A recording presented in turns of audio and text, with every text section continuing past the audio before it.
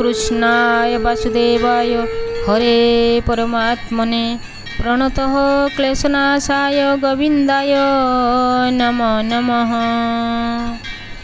कार्तिक महात्म त्रयोदश अध्याय नारद उवाच विष्णु जलंधरं गत्वा तद्धृत्य पुटभेदनं पातिव्रतस्य भंगाय वृंदायश्च करन्नीतिं। शुण राजन मनुवंशी विष्णु जे शिवपुरु आसी प्रवेश जलंधरपुरे माया रचिले तार ठारे से माया देवे आगोचर शुण कहिबा नृपवर सुजन जनकर हिते विचार करी पंचभूते वैष्णवी माया रे अच्युत मोहिले वृंदावती चित से जलंधर राजा राणी स्वामी स्नेह मने गुणी पति भावरे मन देई रात्रे पलंके थिले सोई एमंते निशी अर्धमान निद्रारे देखई स्वपन से निज पति जलंधर अंगे तैल जर जर वस्त्रविहीने मुक्त केश कंठरे माला रंग पुष्प आरोही महिषी बाहन दक्षिण दिगकु गमन हस्तरे छिन्न मुंड अछि ए स्वप्न देखिला मृगाखी तक्षणे निद्रा भंग होई उठी बसिला महादेई संभ्रमे मणिला शकुन बहुछि दक्षिणा पवन डाहाण नेत्रे करे नृत्य दूररे शुभिला निर्घात भल्लुका पक्षी उड़ी आसी उल्लुका पक्षी उड़ी आसी डाकिला गृह परे बसी पुरु बाहारे शिवाराबे शबद शुणी श्वान धाबे एमंत उपद्रव ध्वनि शुणन्ते असुर कामिनी भालई मनर विषादे आवरण भजी निजे बसी रजनी पुहाइला प्रभाते शुभन देखिला मंदिरु होइला बाहार देखिला पूर्वे दिन कर उदय काले श्वेत वर्ण मंडल दिशे छिन्न भिन्न पारुषे तारा गण दिशे शोणित धारा शून्य खसे दिग दिशन्ति धूममये ता देखि वृंदावती काये भये कंपई थर हर लोचनु बहे अश्रुधार पुणी मिलिला पुरे आसी क्षण मात्रे के स्थिरे बसी स्वामी भावरे देईचित आकुले तार पंचभूत मनरे करई विचार काल स्वरूपी विशेश्वर जीव संघारे जोग बळे धरणी ध्वंस अंतराळे जेणु कालज्ञ नाम तार जीव उपरे जीवेश्वर तार संगते मोर पति न जानी कला जे अप्रीति एकाहू जिणिबे ताहांकु एकथा न आसे मनकु निश्चय होइब आपे नाश एकथा हेउअछि दृश्य केमन्ते पाइबी बारता एते विचारी मने चिंता पुणी उठिला धातिकारे प्रवेश होई पूरे पूरे काहीं न रहे तार मन तेजिला असन बसन बेगे सारिला नित्य कर्म क्षणे क्षणे के मोती भ्रम एक बसन अछि पिंधी लोटणी छंदे केश बांधी संगते घेनिबे नि सखी पुरु बाहार चंद्रमुखी ଗଗୁଷ୍ଟେ ହେଲା ପରବେଶ, ତହିଁ ନ ଦେଖି ସୁଖଲେଶ। ବେଗେ ବାହାର ହେଲା ତହୁଁ, ତ୍ରିପୁଣ୍ଡ ଗଳୁଅଛି ତହୁଁ। ଉଚ୍ଚ ସ୍ଥାନରେ ଯାଇ ଉଠି, ଦିଗମାନଙ୍କୁ ଦେଇ ଦୃଷ୍ଟି। ପତି ଆଗମ ଅନୁସରି, ଚିତନ ପାରେ ସ୍ଥିର କରି। ନିଶ୍ଚୟ ପ୍ରମାଦ ବୋଲି ଭାଳି, ଜଗତ ମଣୁଅଛି ଶଳି। ସଖୀଙ୍କ ବଚନ ନ ଶୁଣେ, ବିଚ୍ଛେଦ ଭ୍ରମେ ଏଣେ ତେଣେ। ନଗୃ ବାହାର ହୋଇ ସତୀ, ସ୍ୱାମୀ ସ୍ୱରୂପ ମନେ ଚିନ୍ତି। ପଶିଲା ଯାଇ ବନ ଘରେ, ଉଠିଲା ପର୍ବତ ଉପରେ। ଆପେ ଆପଣା କର୍ମ ନିନ୍ଦି, ଦଶ ଦିଗକୁ ଚାହିଁ କାନ୍ଦି। ତହିଁ ସଖୀଙ୍କ ଭୁଜ ଧରି, ଆକୁଳେ ପର୍ବତ ଉତ୍ତରି। ଦିନେ ବୁଲଇ ଦୁଃଖ ପଡ଼ି, ବିଷ୍ଣୁ ମାୟାରେ ବୁଦ୍ଧି ହୁଡ଼ି। ସ୍ୱାମୀ ବିଚ୍ଛେଦ ଦୁଃଖ ମନେ, ଖୋଜି ବୁଲଇ ବନେ ବନେ। ବେନି ସଜନିଛନ୍ତି ମେଳେ, ଏମନ୍ତ ବିଷ୍ଣୁ ମାୟା ବଳେ। ଘୋର ଦାନବ ବେନି ବେଗେ, ମିଳିଲେ ବୃନ୍ଦାବତୀ ଆଗେ। ସିଂହର ପ୍ରାୟ ତାଙ୍କ ମୁଖ, ବିକଟ ଦନ୍ତ ତୀକ୍ଷ୍ଣ ନଖ। ଉତ୍ସର୍ଗ କଣ୍ଠ ପୃଷ୍ଠୁ ହନୁ, ପର୍ବତ ପ୍ରାୟ ଦିଶେ ତନୁ। ମୁକୁଳା କେଶ ଉଚ୍ଚ ଆଖି, ଯୁବତୀ ଭୟ କଲେ ଦେଖି।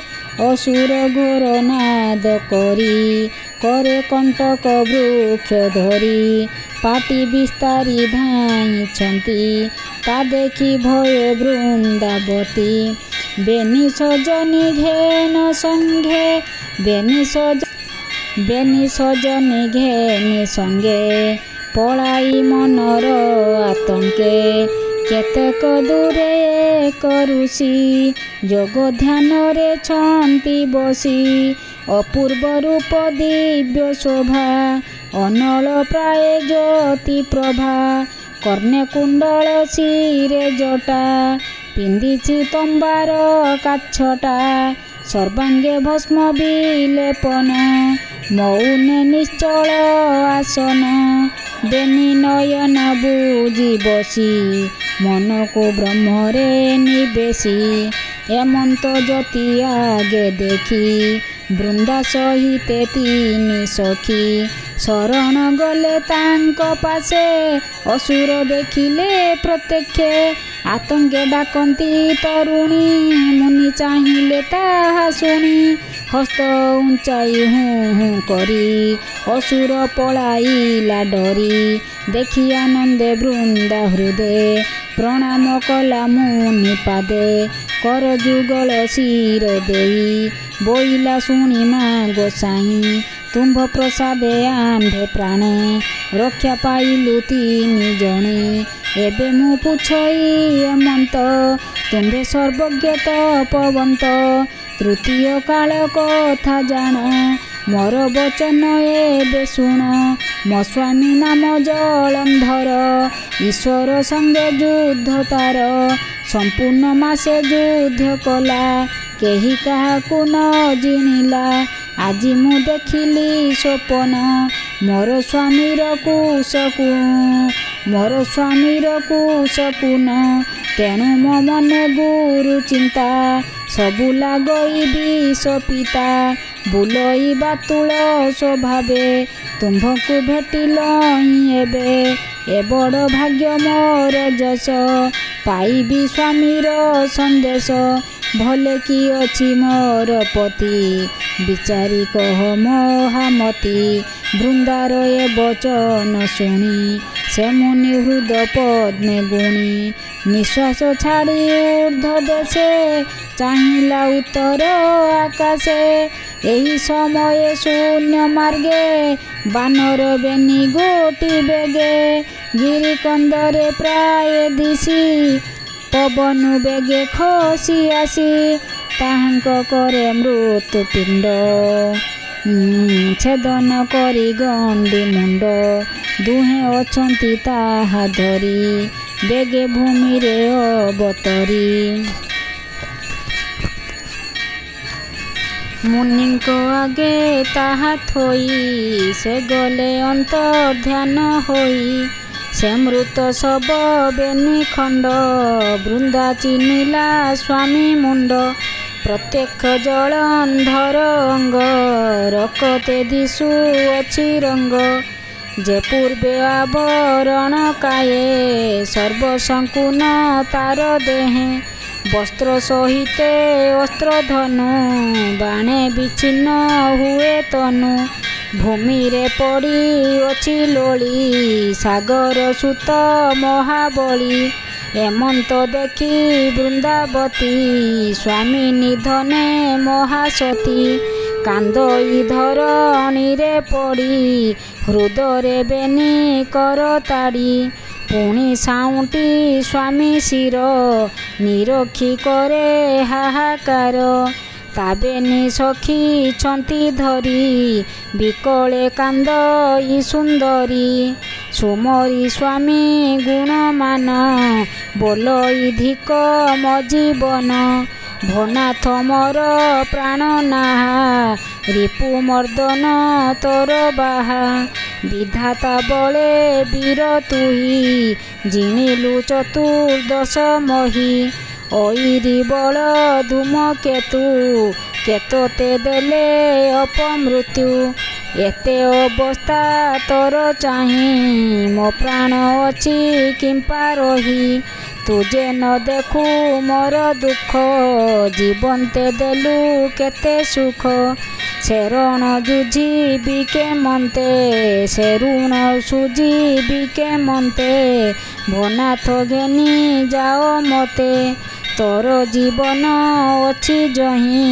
ମୋ ପ୍ରାଣ ବେଗେ ପଶୁ ତୁହି ମୋର ଶରୀରେ ତୋର ପିଣ୍ଡେ ବହନ ହେଉ ଅଗ୍ନିକୁଣ୍ଡେ। ମୋର ଶରୀରେ ତୋର ପିଣ୍ଡେ ଦହନ ହେଉ ଅଗ୍ନିକୁଣ୍ଡେ। ଏକଥା କରି ବଇଁ ବେଗେ ବୁଦ୍ଧି ତ ଦିଶୁ ନାହିଁ ଆଗେ। ତୁ ନାଥ ରାଜ ରାଜେଶ୍ୱର ତୋର ବାନ୍ଧବ ଚକ୍ରଧର। ଇନ୍ଦ୍ରାତି ଦଶ ଦିଗ ପାଳେ ସୁର ଅସୁର ନର ମେଳେ। ଏ ସର୍ବେ ତୋର ବଶବର୍ତ୍ତୀ ଏବେ ପାଇବୁ ଏତେ ଶାସ୍ତି। କିମ୍ପା ଅନୀତି କର୍ମ କଲୁ ଈଶ୍ୱର ଅପରାଧୀ ହେଲୁ। ସେ ଶିବ ନାରୀ ମହାସତୀ ତାର ହରଣେ କଲୁ ମତି। ଏଣୁ ତମର ଉଚିତ ମୁଁ ଯେ ପାଳିଛି ସତୀବ୍ରତ। ଏ ଧର୍ମ କେଣେ ଗଲା ମୋର ଦେଖିଲି ମୃତ ପିଣ୍ଡ ତୋର। ଏଣୁ ମୁଁ ନ ଯାଇ ପରତେ ଭୋମୁନି କହ କିମ୍ପା ମତେ। ଅନ୍ୟାୟ ନାହିଁ ମୋର ମନେ ବିଧବା ହୋଇ ବିକେଶନେ। ମୁନି ବୋଲନ୍ତି ଶୁଣ ସତୀ ଯେବେ ସ୍ୱଧର୍ମେ ତୋର ମତି। ତେବେ ବର୍ତ୍ତିବ ତୋର ନାହା ଶୁଣ ସଂଶୟ ଅଛି ଯାହା। ଜଗତ ଈଶ୍ୱର ପୁରୁଷ ଯେ ସେ ଯାହା କରିଛନ୍ତି ନାଶ। ରଣେ ତ ପତି ମୁଣ୍ଡ କାଟି ତା ଭୃତ୍ୟ ନନ୍ଦୀ ଯେ ଭ୍ରୁକୁଟି। ଶବ ଚଳାଇ ତାର ହାତେ ସେ ଆଣି ପକାଇଲେ ଏଥେ। ପ୍ରତ୍ୟକ୍ଷ ଦେଖୁ ଅଛି ଶବ କେମନ୍ତେ ବୋଲି ବାଜିବ। ଏ ବାକ୍ୟ ଶୁଣି ବୃନ୍ଦାବତୀ ମୁନିରେ କଲା ସେ ବିନତି। ତାହାଙ୍କ ଆଗେ ମୁଣ୍ଡ ଥୋଇ ସାଷ୍ଟାଙ୍ଗେ ପ୍ରାୟ ପଡ଼ି ଶୋଇ। ପୁଣି ଉଠିଲା ତତ୍କ୍ଷଣ ହସ୍ତରେ ସାଉଁଟି ତୀରଣ। ପୁଣି କପାଳେ ଯୋଡ଼ି ବେନି କର ବୋଇଲା ଶୁଣ ମୁନିବର। ତୁମ୍ଭେ ପ୍ରତ୍ୟକ୍ଷ ବ୍ରହ୍ମବେତା ବିଷ୍ଣୁ ସେମାନେ ବରଦାତା। ମୋର ଭକତି ତୁମ୍ଭେ ଘେନ ସ୍ୱାମୀ କି ଦିଅ ଜୀବଦାନ। ଏମନ୍ତ କହି ପୁଣି ପୁଣି ପ୍ରଣାମ କର ଇ ତରୁଣୀ। ତାର ବିନୟ ଭାବ ଦେଖି ମୁନି ବଇ ତାର ବିନୟ ଭାବ ଦେଖି ମୁନି ବଇଲେ ବୁଝି ଆଖି। କ୍ଷଣେ ବିଷ୍ଣୁକୁ ଧ୍ୟାନ କର ଜିଆଇ ଦେବା ତୋର ବର। ଏମନ୍ତ ଶୁଣି ତିନି ସଖୀ ବସନେ ନିବସିଲେ ଆଖି।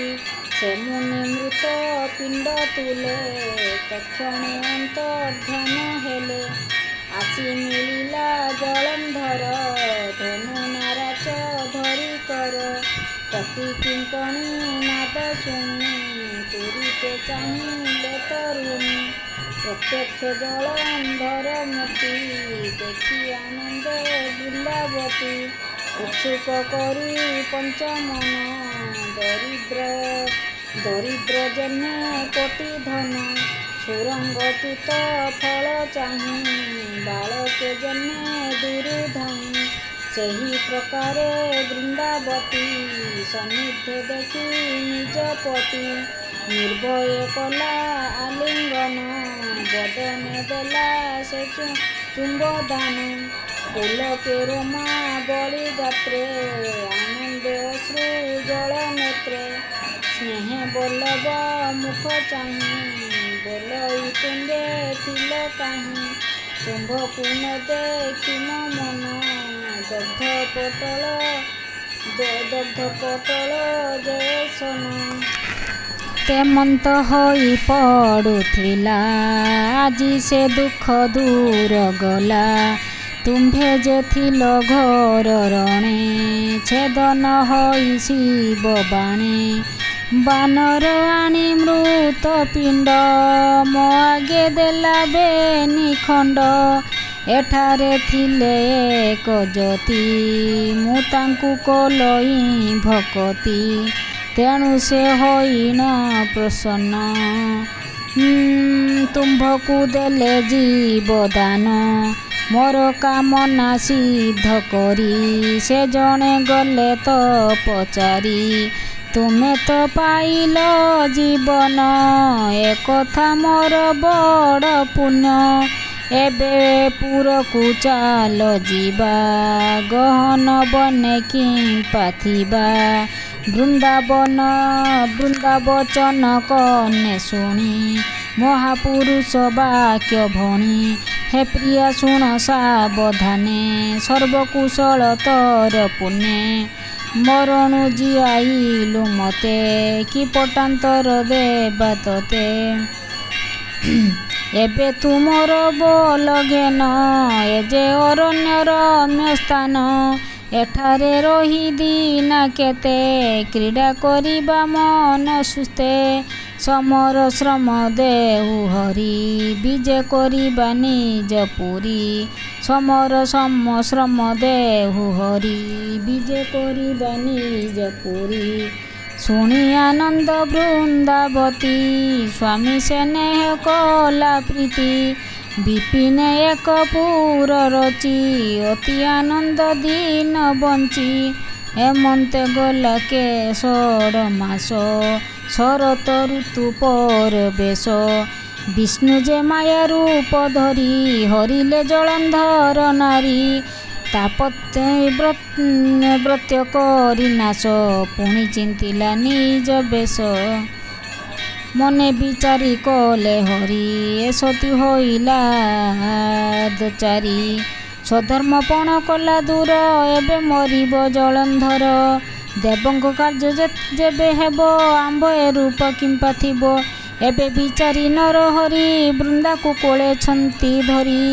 ମାୟା ମୂରତି ଉପେକ୍ଷିଲେ ନିଜ ସ୍ୱରୂପ ପ୍ରକାଶିଲେ। ମେଘ ଗମ୍ଭୀର ବାଣୀ ଶୁଣି ସେ ଜଳନ୍ଧର ଘର ରାଣୀ। ଲେଉଟି ଚାହିଁଲେ ନିରେଖି କତିରେ ବିଷ୍ଣୁ ରୂପ ଦେଖି। ସମ୍ଭ୍ରମିଲା ନୟନ କମ୍ପେ ଅଧର ଘନ ଘନ। କଳୁ ଉଠିଲା ଧାତିକାରେ ଶୁଣି ଚାହିଁଲା ଆଉ ଥରେ। ମେଘ ଗମ୍ଭୀର ବାଣୀ ଶୁଣି ସେ ଜଳନ୍ଧର ରାଜା ରାଣୀ। ଲେଉଟି ଚାହିଁଲା ନିରେଖି କତିରେ ବିଷ୍ଣୁ ରୂପ ଦେଖି। ସମ୍ଭ୍ରମେ ବୁଜିଲା ନୟନ କମ୍ପେ ଅଧର ଘନ ଘନ। କଳୁ ଉଠିଲା ଧାତିକାରେ ପୁଣି ଚାହିଁଲା ଆଉ ଥରେ। ପ୍ରତ୍ୟକ୍ଷ ବିଜେ ଦେବ ହରି କୋଟି କନ୍ଦର୍ପ ରୂପ ଧରି। ଅତସୀ ପୃଷ୍ଠବନ କାନ୍ତି ନୀଳ ନବୀନ ଘନ ଜ୍ୟୋତି। କଦମ୍ବ କାଞ୍ଚନ ସଙ୍କାଶେ ପୀତ ଅମ୍ବର ମଧ୍ୟ ଦେଶେ। ଅଜାନୁ ଲମ୍ବେ ଭୁଜ ଚାରି ଧନୁ ନାରାଚ ଗଦା ଧରି। ଆମ୍ବୁଜ ପୁଷ୍ପ ଏକ କରେ ମଣି ମୁକୁଟ ଶୋହେ ଶିରେ। କର୍ଣ୍ଣେ କୁଣ୍ଡଳ କଣ୍ଠେ ହାର ଭୁଜେ କଙ୍କଣ ରତ୍ନହାର। ପାଦେ ନୂପୁର ବେନି ଶୋଭା ଆଦିତ୍ୟ ପ୍ରାୟ ତାଙ୍କ ପ୍ରଭା। କପାଳେ ଚନ୍ଦନର ବିନ୍ଦୁ ନିଶି ଗର୍ଭରେ ଯେନେ ଇନ୍ଦୁ।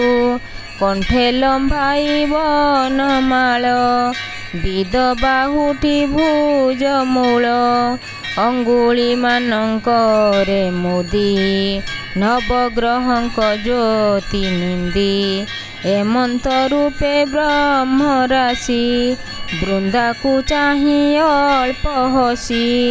ତା ଦେଖି ବୃନ୍ଦା କଲା କୋପ ବୋଇଲା ଧିକ ତୋର ରୂପ। ଧିକ ତୋହର ପ୍ରଭୁପଣ ତୁ ଯେ ସଂସାରେ ବଡ଼ ଜଣ। ସକଳ ଧର୍ମ ପ୍ରତିପାଳୁ ତୁ ପରା ପରମ ଦୟାଳୁ।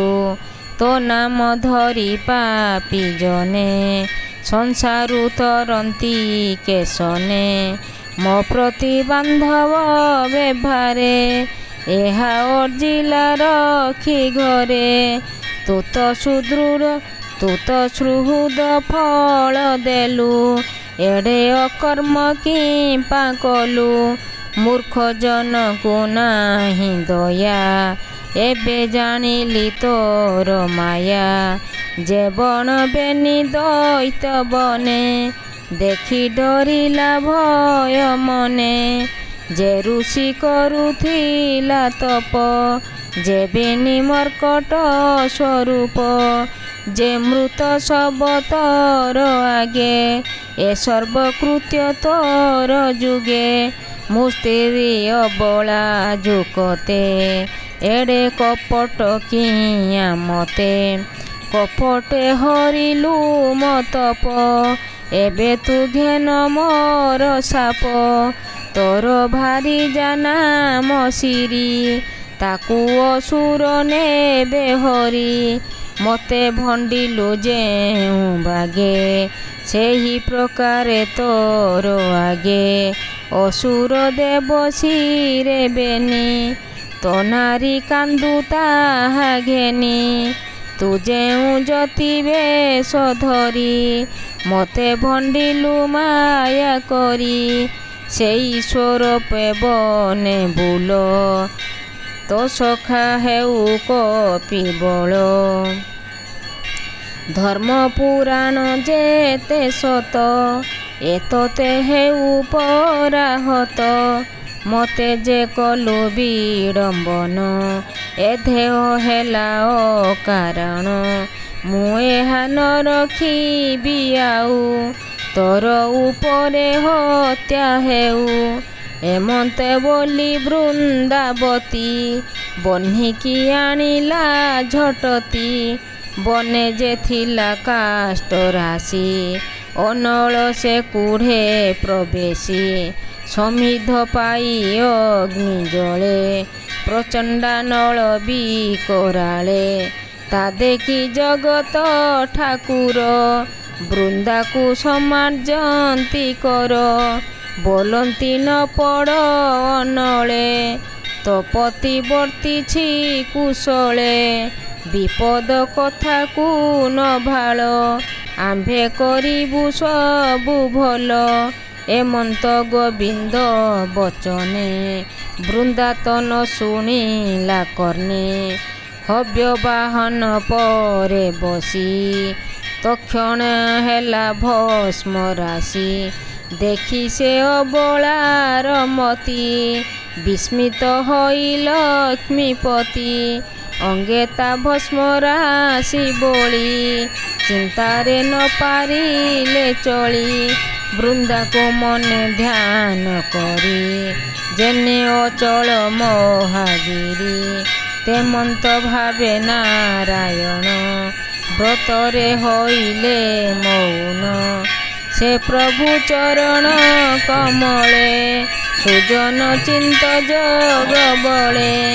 ତେଣୁ ହେବାରୁ ପ୍ରଭୁ ବଶ ଭଣଇ ମହାଦେବ ଦାସ। ଇତି ଶ୍ରୀ ପଦ୍ମପୁରାଣେ ଉତ୍ତରଖଣ୍ଡେ କାର୍ତ୍ତିକ ମାହାତ୍ମ୍ये ବୃନ୍ଦାବତୀ ହରଣେ ନାମ ତ୍ରୟୋଦଶ ଅଧ୍ୟାୟ। ଓಂ ନମୋ ଭଗବତେ ବାସୁଦେବାୟ। ଓಂ ନମୋ ଭଗବତେ ବାସୁଦେବାୟ।